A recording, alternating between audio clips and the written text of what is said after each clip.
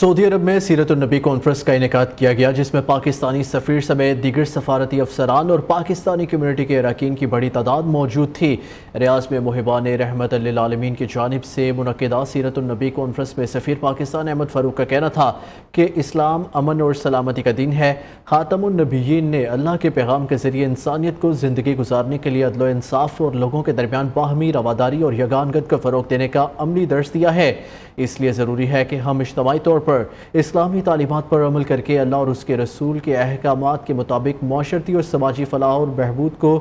فروغ دیں۔ مولانا عبد المالک مجاہد کا کہنا تھا کہ رسول کریم صلی اللہ علیہ وسلم نے مسلمانوں کو اخلاقیات کا درس دیا ہے، آپسی حقوق کے ذریعے بہتر معاشرے کی تشکیل دینے کا حکم دیا ہے۔ اس لیے ضروری ہے کہ حقوق العباد کو پورا کیا جائے، اس سے ہمارے مسائل حل ہوں گے، ہمارا معاشرہ بہتر انداز میں آگے بڑھے گا۔ کانفرنس میں مقررین نے سیرت النبی پر روشنی ڈالتے ہوئے کہا کہ دنیا اور آخرت میں کامیابی کے لیے ضروری ہے کہ نبی اکرم صلی اللہ علیہ وسلم کی اسوہ حسنہ پر عمل پیرا ہوا جائے، جبکہ سیرت النبی کانفرنس میں میاں محمد فہیم، ثاقب زبیر، مولانا عزیز الرحمان درانی، خالد اکرم رانا، ڈاکٹر اویس محمود، رانا عمر، قاضی اسحاق میمن نے خطاب کیا۔